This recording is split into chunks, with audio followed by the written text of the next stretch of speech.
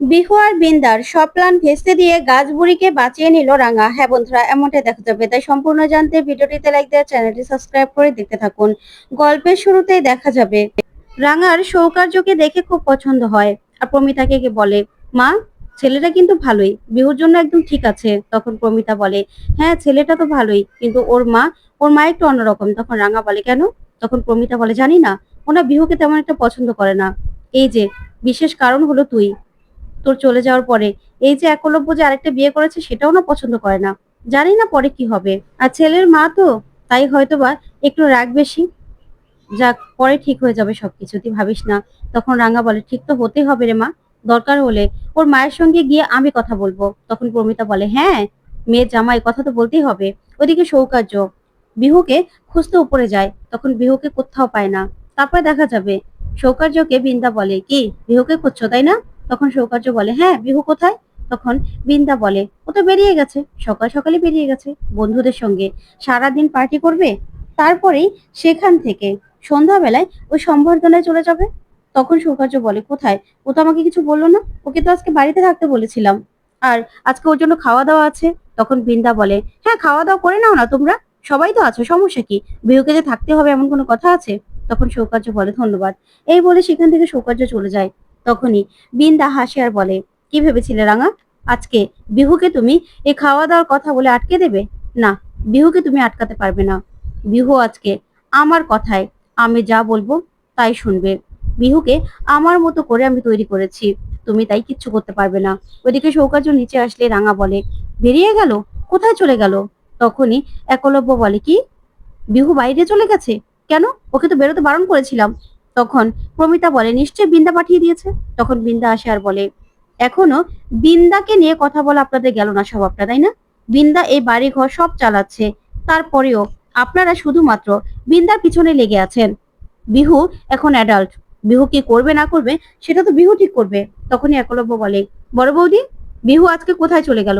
বিহুকে তো আজকে আমি বেরোতে বারণ করেছিলাম, তারপরেও তুমি ওকে পাঠিয়ে দিলে কেন বড় বৌদি? কেন? আজকে ওর জন্যই আমরা সবাই খাওয়া দাওয়ার আয়োজন করেছি। তখনই বিন্দা বলে, খাওয়া দাওয়া করো না তোমরা, সমস্যা কি? তাতে যে বিহুরই থাকতে হবে এমন কোনো কথা আছে? তখনই এই কথা শুনে প্রমিতা অবাক হয় আর তখন বিন্দা বলে, আচ্ছা মা, এই যে মেয়েটা রাঙা রাঙা করে আপনারা চিৎকার চেঁচামেচি করছেন, তাতে যে বিহুর কতটা খারাপ লাগছে সেটা আপনি বুঝতে পারছেন? বিহু তো এখনো এই মহিলাকে মা বলে মেনেই নেয়নি। তাহলে আর একলব্য, তুমি জানো না, তোমার মেয়ে খুব ছোটবেলায় নিজের মাকে হারিয়েছিল, তারপর থেকে ওকে বড় করেছি আমি। আর বিহুকে শিশে ছোট্টবেলায় ওর মা ছেড়ে চলে গেছে, তখন থেকে বিহুর মনের অবস্থা তোমরা বোঝার চেষ্টা করেছো? করনি তো। আর এই মহিলাকে নিয়ে এখন লাফালাফি করছো, বিহু তো ওকে মানেই না মা বলে। তাহলে ওর কথায় কেন শুনছো? বিহুর কিসে ভালো হবে না হবে সেটা আমি দেখে নেব। বিহু কিসে ভালো থাকবে সেটা আমি বুঝবো। এই মহিলার কথায় কিচ্ছু হবে না, কিচ্ছু না। তোমরা না ভেবো না যে মহিলা আসাতেই অনেক কিছু হয়ে যাবে। তখনই রাঙা বলে, একদম তুই কথা বলবি না। তখনই বৃন্দা বলে, এত বড় সাহস তোমার, তুমি আমার দিকে আঙুল তুলে একদম কথা বলবে না। তুমি কে? হ্যাঁ, কে তুমি? তুমি যে এখনো রাঙামতি সেটাই তো প্রমাণ হয়নি। কি করবে তুমি? আমার তীর ধনুক নিয়ে আমাকে মারতে আসবে? মারো না, দেখি তুমি আমাকে কি করে মারো। আমার কত ক্ষমতা, কত পাওয়ার সেটা তুমি জানো না। একজন শঙ্করকে ভাগিয়েছো বলে কি ভেবেছো এখনো না আমি ডাক দিলে 50 জন ছুটে আসবে? আমার দিকে এইভাবে তাকিয়ে আছো কেন? চোখ নামাও, একদম আমার দিকে তাকিয়ে থাকবে না। তখন রাঙা রাগান্বিত ভাবে বিন্দার দিকে তাকিয়ে থাকে।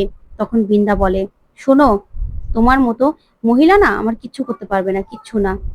আর বিহু তোমার কথা শুনবেও না। আমিও দেখি তুমি কি করে বিহুকে আটকাও। কিচ্ছু করতে পারবে না তুমি, কিচ্ছু না। তোমার দ্বারা কিচ্ছু করা সম্ভব নয়। তখনই এই কথাগুলো শুনে অবাক হয়ে যায় রাঙা। তারপরে বৃন্দা বলে, তোমাকে আমি লাস্ট বারের মতো ওয়ার্নিং দিচ্ছি, তুমি আমার আর বিহুর মাঝখানে একদম আসবে না। তখনই দেখা যাবে রাঙা বলে, আমি দেখি তুই কি করে বিহুকে দিয়ে কোনো খারাপ কাজ করাস। এই বলে তীরধনুক হাতে নিয়ে নেয় রাঙা আর বলে, আজকে কোনো রকম কোনো অন্যায় কাজ বিহুকে দিয়ে আমি করতে দেব না। আমিও দেখি কি করে বিহু কোনো অন্যায় করে। এই বলেই রাঙা সেখান থেকে বেরিয়ে চলে যায়। তারপরে দেখা যাবে একলব্য খুশি হয়ে যায়। ওইদিকে বিন্দা রাগান্বিত ভাবে তাকিয়ে থাকলে তখনই প্রমিতা আসার এসেই বলে, বিন্দা। তখন বিন্দা বলে, একদম না, শুনুন মা, এখনো কি আপনারা ভালো মন্দ কিচ্ছু বুঝতে পারছেন না? আমি তো বুঝতে পারছি না। ওইদিকে অনুষ্ঠান শুরু হয়ে যাচ্ছে। তখনই সেই গাছবুড়ি চিত্রলেখাকে সেখানে নিয়ে আসা হয়। তারপরে ওনাকে সম্বর্ধনা দেওয়ার সব রকম প্রস্তুতি নেওয়া হয়। ওইদিকে রাঙা তখনই সেখানে চলে আসে আর ইনভিটেশন কার্ডের জন্য অপেক্ষা করতে থাকে। তখন একজন এসেই ইনভিটেশন কার্ড দেয় রাঙাকে। তখন রাঙা বলে, সত্যজিৎ স্যার পাঠিয়েছে তো? তখনই সেই লোকটা বলে, হ্যাঁ ম্যাডাম, যান, আপনি ভিতরে যান। তখন সিকিউরিটি গার্ড বলে, আপনি তীর ধনুক নিয়ে ভিতরে যেতে পারবেন না। তখন রাঙা বলে, শোন, এটা আমার তীর ধনুক রে, এটা আমার সবকিছু, এটা কোনো অস্ত্র নয়, আমাকে এই নিয়ে ভিতরে যেতে হবে। তখনই সিকিউরিটি গার্ড এই নিয়ে ঝামেলা করতে থাকে। তখনই সেখানকার অফিসাররা আসা এসে বলে, আরে রাঙামতি তীরন্দাজ, আপনি এখানে, আপনি এখানেও এসেছেন? তাহলে চলুন চলুন ভিতরে চলুন, কি হয়েছে? তখন গার্ড বলে, আসলে স্যার উনি তীর ধনুক নিয়ে তো ভিতরে যেতে পারবে না। তখনই সেই অফিসার বলে, এই তীর ধনুক নিয়ে উনি কত কিছু করেছে তোমরা জানো? উনি দেশ রক্ষা করেছে, উনি জঙ্গল রক্ষা করে চলেছে, আর দেশের মানুষের অনেক ভালো করেছে, তাই উনি তো এগুলো নিয়ে যাবে। তারপর রাঙাকে নিয়ে উনি ভিতরে গেলে ওইদিকে বিন্দার ঠিক করা লোক রাঙাকে দেখে বিন্দাকে ফোন করে আর বলে, ম্যাডাম, এখানে রাঙামতি তীরন্দাজ পৌঁছে গেছে। তখন বিন্দা বলে, আমি জানি রাঙা সেখানে ঠিক পৌঁছবে, তার জন্যই তো সবকিছু আমি আগে থেকে ঠিক করে রেখেছি, তুমি চিন্তা করো না। বিহু এসেছে? তখন লোকটা বলে, না ম্যাডাম। তারপরে ফোন রেখে দিলেই বিন্দা এই সব কিছু ভাবতে থাকে। ওইদিকে রাঙা গিয়ে একদম পিছনে বসে। তখনই দেখা যাবে বিহু নিজের ইনভিটেশন কার্ড নিয়ে সেই প্রোগ্রামে পৌঁছে যায়। তখনই সিকিউরিটি গার্ডকে দেখিয়ে ভিতরে আসলেই একজন এসে বিহুকে বন্দুক দিয়ে যায়। আরেকজন এসে এইভাবে এমন করে সবাই মিলে পার্ট টু পার্ট বিহুর হাতে বন্দুকের দিয়ে যায়। তখনই দেখা যাবে রাঙা বিহুকে দেখতে পায়, এদিকে বিহুও রাঙাকে দেখতে পায়। তখন দুজন দুজনের দিকে তাকিয়ে থাকে। তারপরে বিহু সাইডে গিয়ে বসে পড়ে। ওইদিকে গাছবুড়িকে সম্বর্ধনা দেওয়া হতে থাকে, যা দেখে সবাই হাতে তালি দেয়।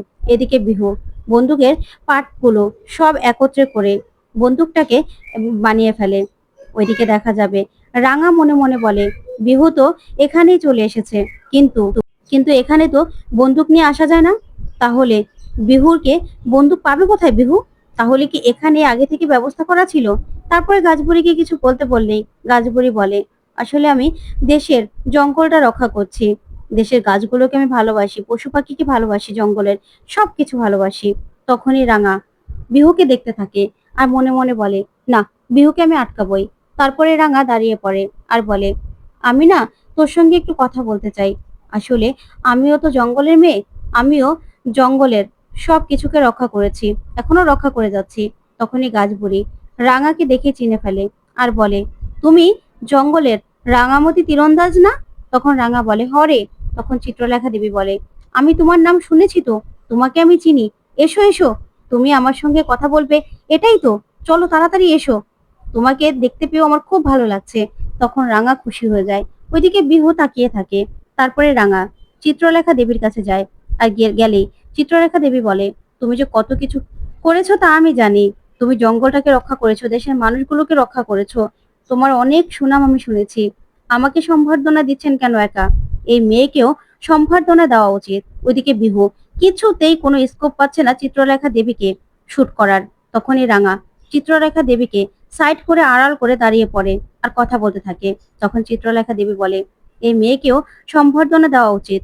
যাক, আমি আজকে নিজের সঙ্গে ওর সম্বর্ধনা ভাগ করে নিচ্ছি। তারপরে এই বলেই নিজেই নিজের সমস্ত পুরস্কার রাঙার হাতে তুলে দেয় চিত্রলেখা দেবী, যা দেখে রাঙা ভীষণ খুশি হয়। তখন রাঙা বিহুর দিকে তাকালেই বুঝতে পারে বিহু চিত্রলেখা দেবীকে গুলি করার চেষ্টা করছে। তখনই দেখা যাবে রাঙা সাইড করে দাঁড়িয়ে পড়ে। ওইদিকে বিহু কিছুতেই গুলি করতে পারছে না। বিহু বিরক্ত হয়ে যাচ্ছে আর মনে মনে বলে, এই মহিলা কি করতে চাইছে, কিছু তো করতে পারছি না। তো বন্ধুরা, কেমন লাগলো আজকের আপডেট কমেন্ট করে জানাতে ভুলবে না। ধন্যবাদ।